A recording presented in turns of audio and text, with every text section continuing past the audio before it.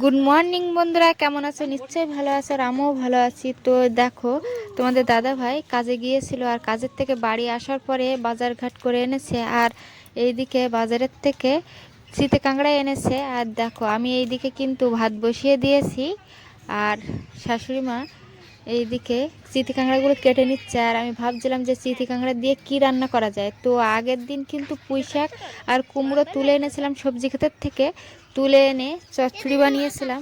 আর আজকে যেহেতু আগের দিন পুঁই শাক খাওয়া হয়েছে, আজকে আর পুঁই শাক নেবো না, আজকে কুমড়ো শাক তুলবো। তো কুমড়ো শাক আলু দিয়ে ডাঁটা দিয়ে একটা কাঁকড়া দিয়ে চচ্চড়ি বানাবো। আর যে গাছে, এই যে এখানে গাছে কিন্তু উচ্ছে ধরেছে, এইখান থেকে কয়েকটা উচ্ছে আমি তুলে নেব।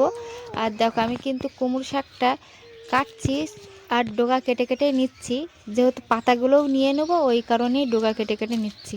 আর ডগা কেটে নেওয়ার একটা কারণ আছে, যত ডগা কাটবে নাকি তত নাকি আবার ডগা ছাড়বে বেশি বেশি করে, আর কুমড়োও ধরবে, ওই জন্য। তো দেখো, আমি যেখানে কুমড়ো শাক তুলছি সেখানে কিন্তু কচু শাকও আছে।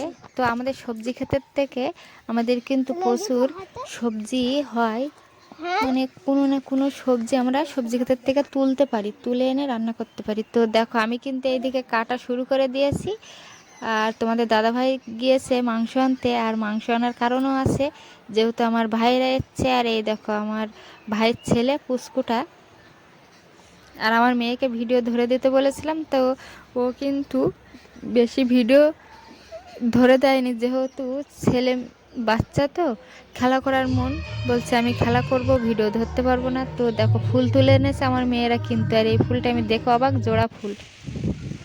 আর এইদিকে দেখো কত ঝড় উঠেছে, আর হালকা হাওয়া দিচ্ছিল, আর এমন লাস্টে ঝড় হচ্ছে, বৃষ্টি হচ্ছে। আমি তারপরে রান্না বান্না তোমাদের কি রান্না করেছি বা কী খেয়ে কীভাবে খেয়েছি কি না খেয়েছি সেসব ভিডিও কিছুই শেয়ার করতে পারিনি, আর কি কারণে শেয়ার করতে পারিনি, তো সেটাই তোমাদের কাছে তুলে ধরছি। দেখেছো কত হাওয়া হচ্ছে বন্ধুরা, আর এর পরেই কিন্তু বৃষ্টিও নেমে গিয়েছে দেখো।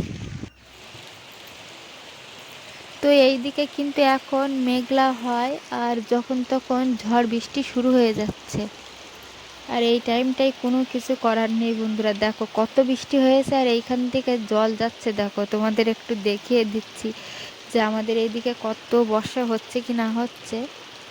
যেহেতু আমাদের পাতার জাল আমাদের ঘর থেকে রান্নাঘরটা একটু দূরে আছে, ওই জন্য রান্নাবান্নারও সমস্যায় বৃষ্টি হলে, তো সেভাবে আমি ভিডিওই তোমাদের ওই জন্য রান্নাবান্না তুলে ধরতে পারি না। ঘরের ভিতরে হলে সব কিছু আমি তোমাদের সঙ্গে শেয়ার করতে পারতাম।